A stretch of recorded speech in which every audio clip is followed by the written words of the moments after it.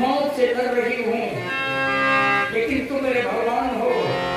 तुम रोओगे, मेरी छाती फट जाएगी। तुम मेरी जिंदगी की लाठी है, मेरे दोस्त आंख से आंसू पोंछ लेते।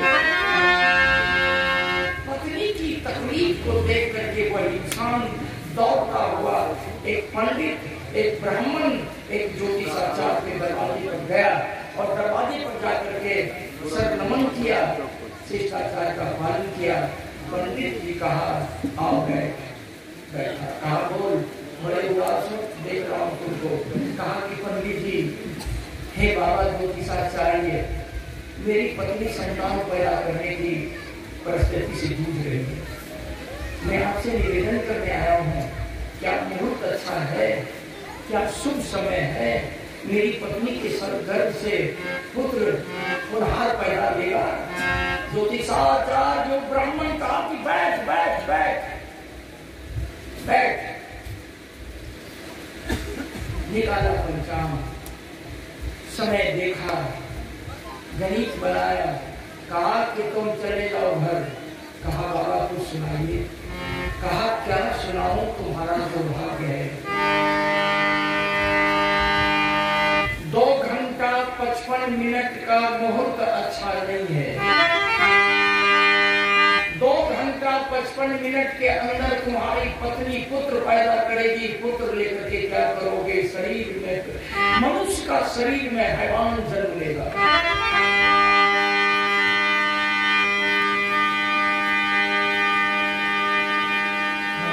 दुनिया के लोगों से गाली सुनाएगा। जाओ पुत्र पैदा ले। पत्नी को कहना सोई घड़ा गला करके मार दे, नमक चटा करके मरवा देना। जाओ। रोता करता पत्नी के निकट आता है। पत्नी कहती रोते क्यों हो? कहा कि मेरी मिन्नती सुनो, मैं ज्योतिष बाबा के निकट से आ रहा हूँ। 2 घंटा 55 मिनट का मुहूर्त अच्छा नहीं है।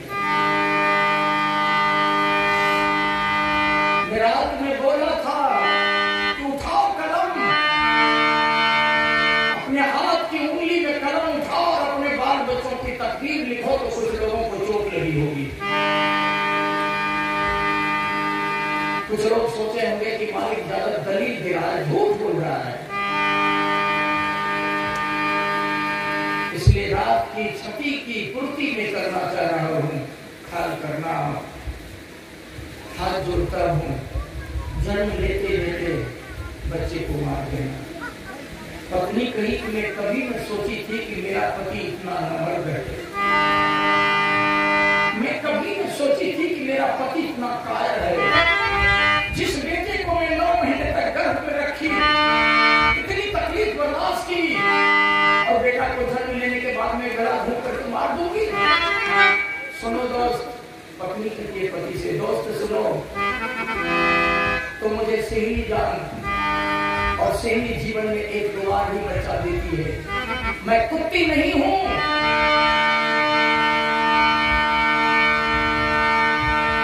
मैं कुत्ती नहीं हूं कि 6 महीने में बच्चा दूं।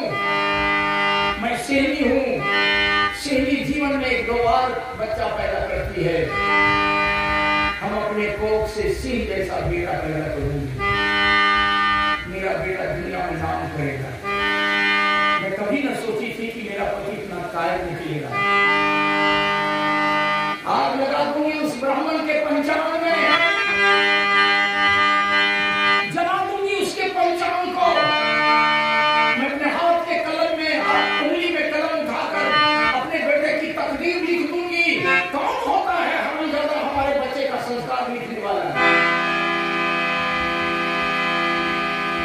चोट लग रही होगी। आप समझ रहे हैं कि मालिक ज्यादा भगवान का दुश्मन है।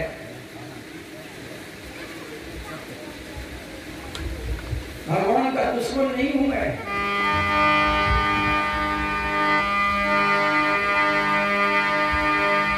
आप अपनी अहमियत को जानिए, समझिए। आपके पास ब्रह्मांड की शक्ति है। जो शरीर में राम थे वही शरीर आपका भी है। जो शरीर में कृष्ण थे वही शरीर आपका भी है। जो शरीर में शंकर थे वही शरीर आपको भी है। जो पार्वती का हार मांस का शरीर था वही शरीर आपकी है। जो सीता, द्रौपदी, कुंती, शबरी, मंदोदरी, तारावती,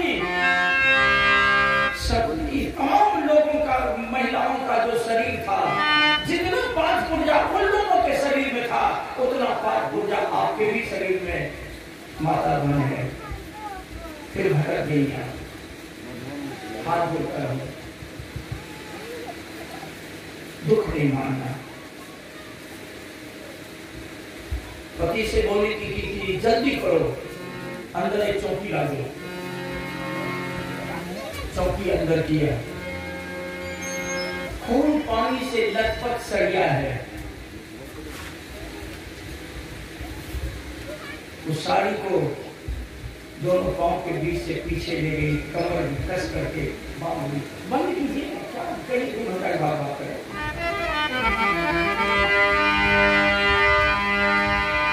पति से बोली कि चौकी पर एक तकिया रख दो।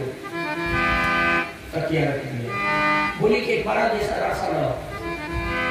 क्या करोगी? रोने रोते हुए कहा कि क्या करोगी? आत्महत्या करोगी? कहा, बोली कि रास्ता लाओ। रास्ता लाया, कहा मेरे दोनों पांव के फीली में बांध। अपने से बांधने लगी। दोनों पांव के फीली में डोरी का दोनों कोर को बांध करके डोरी का मध्य भाग पकड़ा दी और बोली कि दो चार व्यक्ति को बुलाओ। बुलाया, कहा कि मुझे इस चौकी के तकिया पर उल्टा खड़ा कर दो और मकान के उस पार, धरण के उस पार डोरी फेंको, धरण के उस पार डोरी फेंक करके बांध दो और 2 घंटा 55 मिनट के लिए उल्टा टांग दो।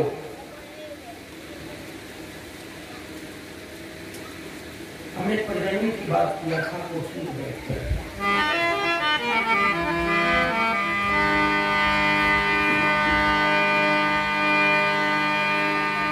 जमीन पर चौकी, चौकी पर तकिया, तकिया पर माथा, दोनों पांव ऊपर।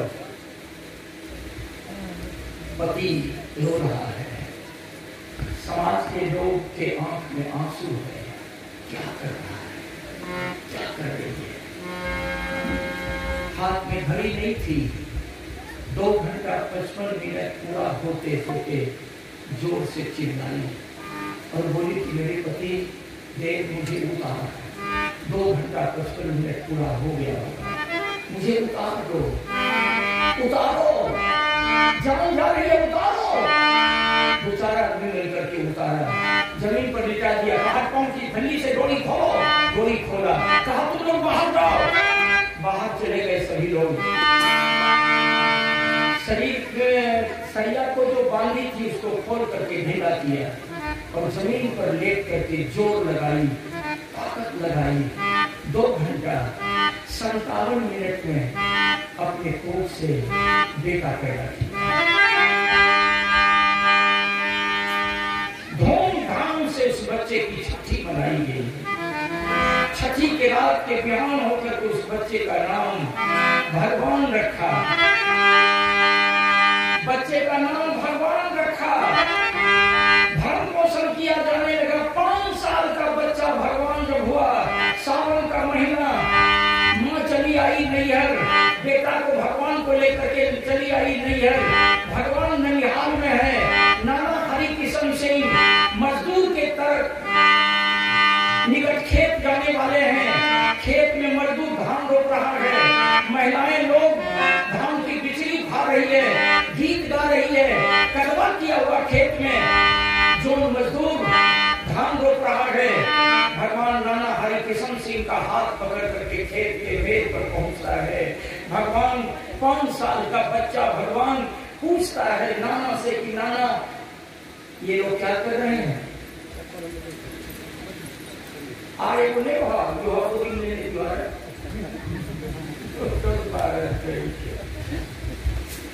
सुने खाने लगता उसके देखो कन्या के भक्त आदमी से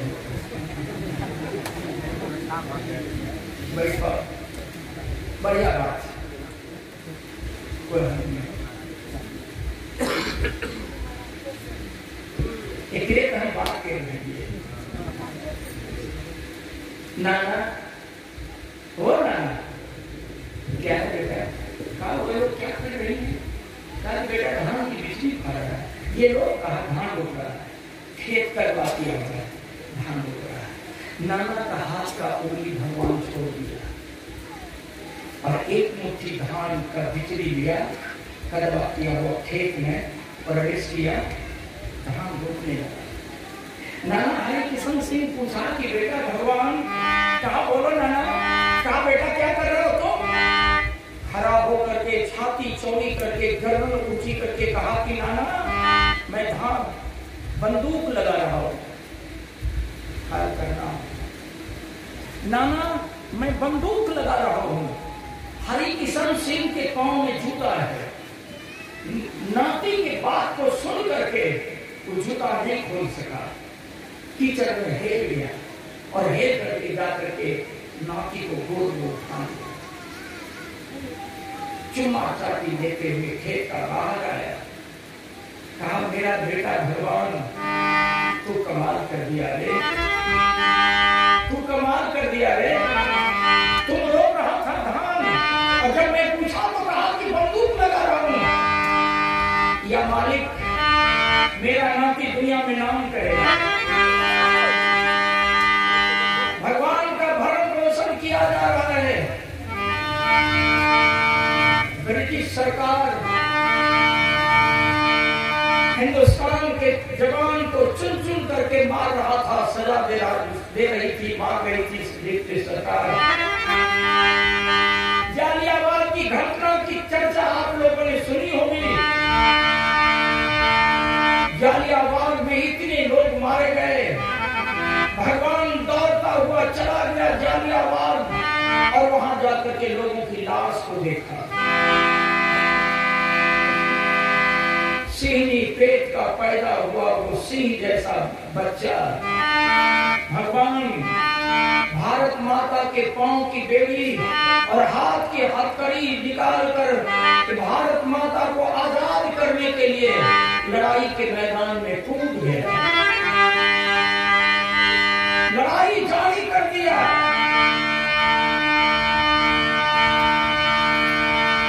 बंधुओं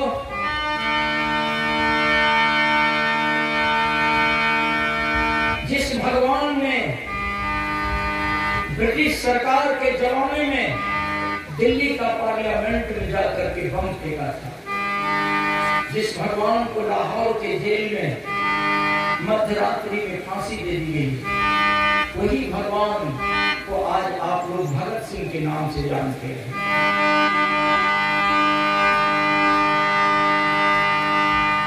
जिसकी मां आजादी की लड़ाई समाप्त हो गई, जब हिंदुस्तान जैसा देश आजाद हुआ तो भगत सिंह की मां विद्यावती मुंगेर में आकर के अपने जुबान से ये बात कबूली थी और मुंगेर के धरती पर महिलाओं को धिक्कारती हुई कही थी कि मैं अपने कोख से एक बेटा पैदा किया और तुम लोग साल 1.5 साल में 2 बच्चा पैदा करती। मुंगेर के धरती पर कही थी, इसलिए तुम बहु बेटियों से मैं कह रही हूँ कि कम बच्चा पैदा करो, लेकिन सिंह जैसा बच्चा पैदा करो, गधे कुत्ते की जैसा बच्चा पैदा करके सड़क पर मत छोड़। ये कहानी अपनी बीती हुई कहानी भगत सिंह की मां विद्यावती मुंगेर की धरती पर कही थी, लिखने वालों ने लिख दिया। इसलिए माता पिता मनुष्य जीवन का पहला वरदान है। माता पिता से बढ़ करके धरती पर कोई देवी देवता नहीं है।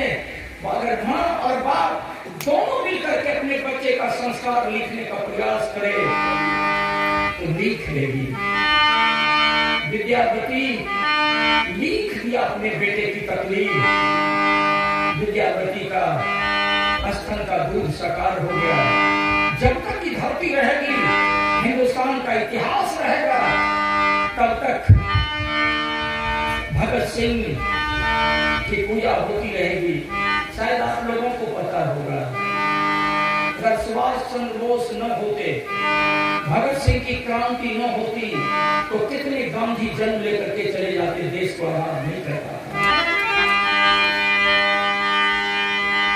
मैं जानता हूं कि जिस समय देश में मीसा लगेगा, हमको जेल जाना पड़ेगा।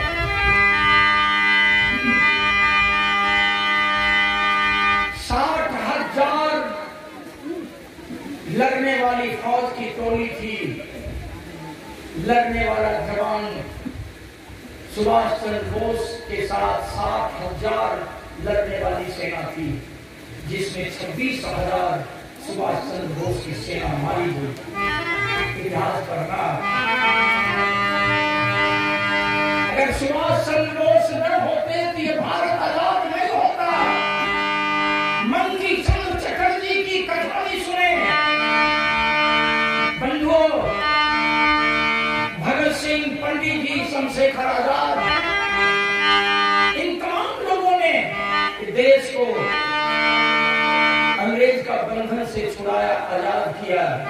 लेकिन आज तमाम लोगों का किया दिया पर आज की व्यवस्था काली खोद दिया, पानी फेर दिया, 7 हाथ मिट्टी के नीचे गाड़ दिया। ये था आज का कीर्तन का चिंतन। इसलिए सुबह में अगर आप अपनी बच्ची को, आप अपने बेटे को मंदिर भेजते हो पूजा करने, तो ऐसी गलती न करो। आप अपनी बेटी और आप अपने बेटे को विज्ञान की तरफ भेजो, विज्ञान की तरफ भेजो।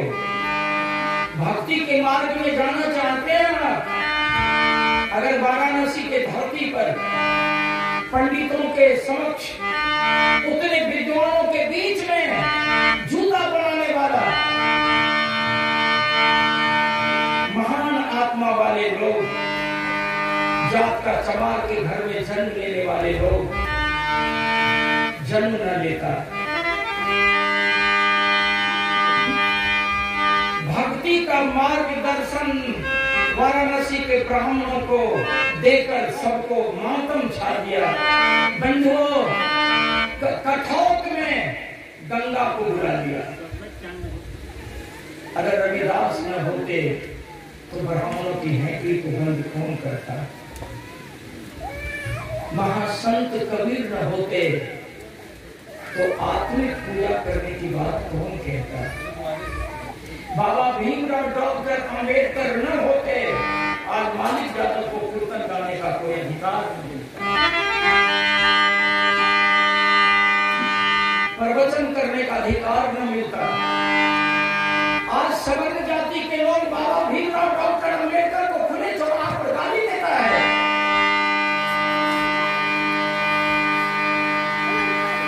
बाबा भीमराव डॉक्टर अंबेडकर कहे थे कि मंदिर के दरवाजे पर जितने लोगों की भीड़, पूजा करने की भीड़ लगी है, अगर वो भीड़ उलट करके स्कूल और कॉलेज के दरवाजे पर चली जाए तो हिंदुस्तान की तकदीर बदल जाएगी। कौन सुनता है? हिंदुस्तान का एक मुट्ठी आदमी हिंदुस्तान को अपने पॉकेट में रख लिया।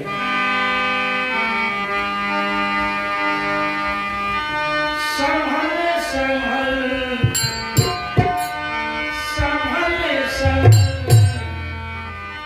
अब भी माया में,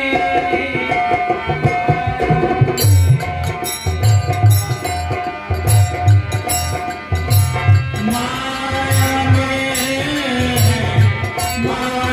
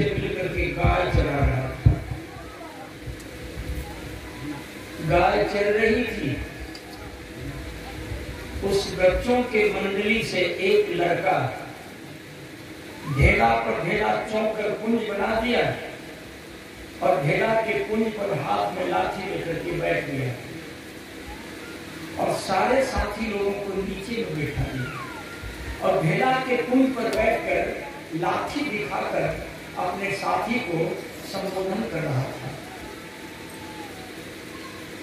एक व्यक्ति बगल से जा रहा था, देखा, कहा करे कि गाय चराने वाला बच्चा ढेला का कुंज पर बैठकर अपने साथी को लाठी दिखाकर हुकूमत कर रहा है, गाय चरा रहा है, राजा बनेगा, राजा बनेगा। रास्ता से हटकर ढेला के पुंज के आगे में जाकर हेलो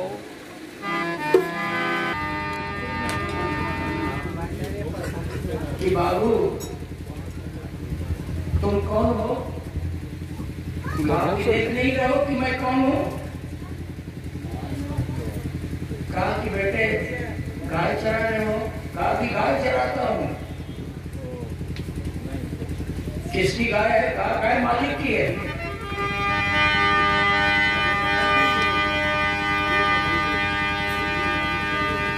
कहा मालिक के दरवाजे पर गाय लेकर के कब जाओगे? कहा कब जाऊंगा। मालिक से भेंट कराओगे? कहा काम क्या है? ढेला के कुंज पर बैठा है, कहा काम क्या है? काम बताओ। बूढ़ा आदमी मन में तर्क वितर्क करने लगा कि राजा नहीं, ये महाराजा बनेगा। कहा मालिक से भेंट कराओगे? कहा मालिक हमारा हरामजादा है, पागल है, भेंट करके क्या करोगे? जाओ अपना काम करो। बूढ़ा सोचा कि वो चक्रवर्ती राजा हो जाएगा,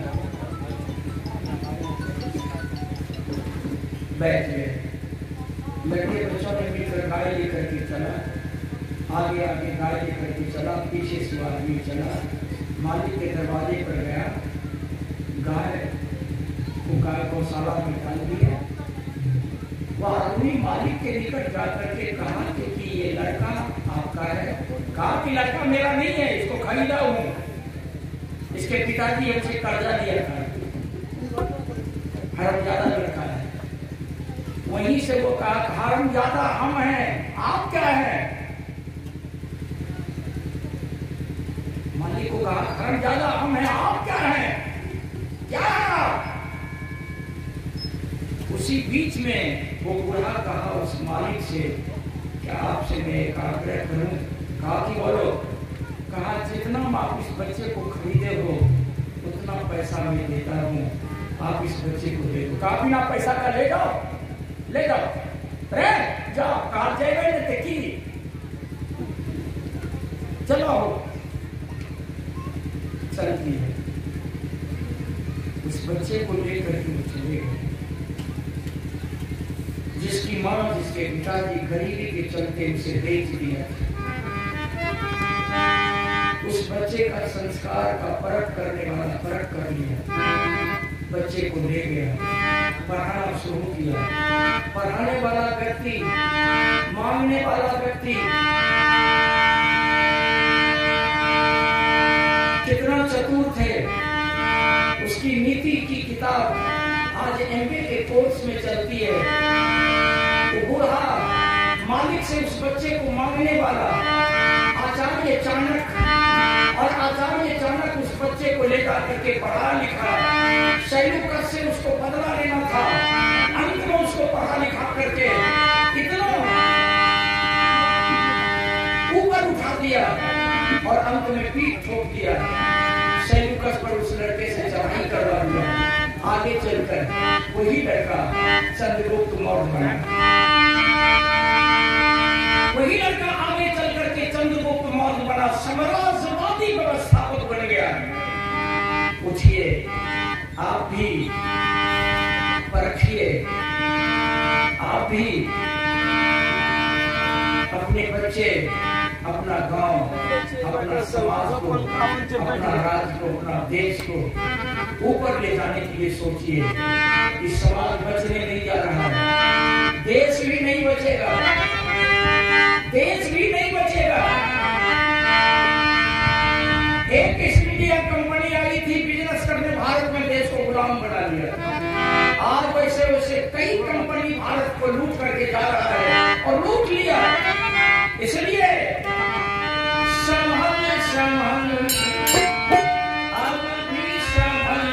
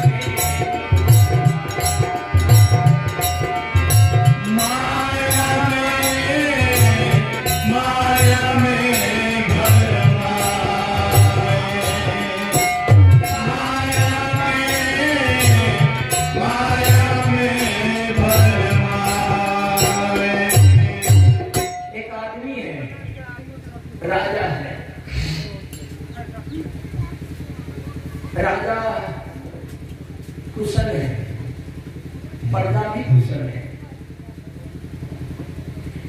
बगल का राज्य का राजा इस राजा की व्यवस्था और कुशलता पर आंख रखती है, इस राजा पर चढ़ाई करने की बात करती है।